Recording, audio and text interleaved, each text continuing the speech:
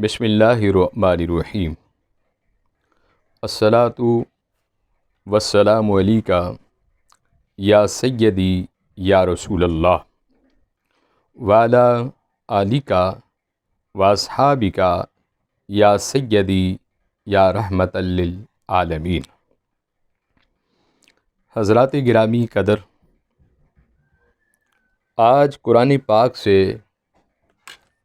آپ کی زندگی کے جو غم ہے ان غموں کا علاج میں آپ کو بتانا چاہتا ہوں۔ ویسے تو قرآن پاک ہر دکھ اور ہر مرض کا ایک منبع اور شفا ہے۔ خالق نے قرآن میں بھی کہا ہے کہ وَإِذَا مَرِضْتُ فَهُوَ يَشْفِينِ، کہ بیماریاں بھی میں دیتا ہوں اور شفا بھی میں دیتا ہوں۔ پھر ایک جگہ فرماتے ہیں کہ وَنُنَزِّلُ مِنَ الْقُرْآنِ مَا هُوَ شِفَاء، کہ میں نے اس قرآن کو کائنات میں شفا کے لیے نازل کیا ہے۔ آئیں آپ کی زندگی کے جتنے بھی دکھ ہیں، چاہے کوئی عورت اپنے مرد کی وجہ سے دکھی ہے یا مرد اپنی بیوی کی وجہ سے دکھی ہے، یا ماں باپ اپنی اولاد کی وجہ سے دکھی ہے، بھائی بھائی کی وجہ سے دکھی ہے، بہن بھائی کی وجہ سے دکھی ہے، یا بھائی بہن کی وجہ سے دکھی ہے، یا آپ پڑوسیوں کی وجہ سے دکھی ہیں، تو ان تمام غموں کا جو علاج ہے اللہ کے قرآن میں موجود ہے۔ قرآن کریم فرقان حمید نے اس کا علاج بتایا۔ علاج کیا ہے؟ حسبی اللہ لا الہ الا ہو علیہ توکلت وہو رب العرش العظیم۔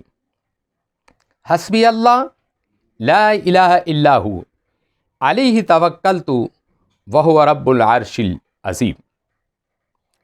اے میرے اللہ، تو ہی میرے لیے کافی ہے اور تیرے سوائے کوئی معبود نہیں، اور میں نے تجھ پر ہی بھروسہ کیا ہے، اور تو ہی مالک عرش عظیم کا تو ہی مالک ہے۔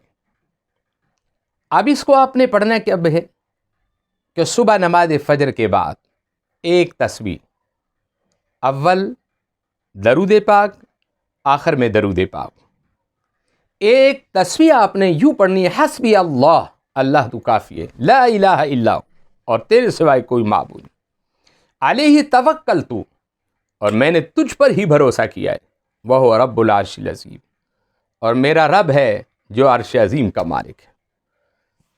ادھر صبح نماز فجر کے بعد آپ نے اس کو 100 مرتبہ پڑھنا ہوگا، اول آخر درود شریف، اور ادھر جیسے ہی آپ عصر کی نماز ادا کر سکیں، عصر کی نماز ادا کرنے کے بعد اسی مصلی پر بیٹھ جائیں، اور پھر آپ نے قرآن کریم کی اسی آیت کو دہرانا ہوگا۔ اللہ کا قرآن تو وہ سے ہی مرکز ہے شفا کا، ہمارے غموں کا مرکز ہے، ہمارے دکھوں کا مداوا ہے۔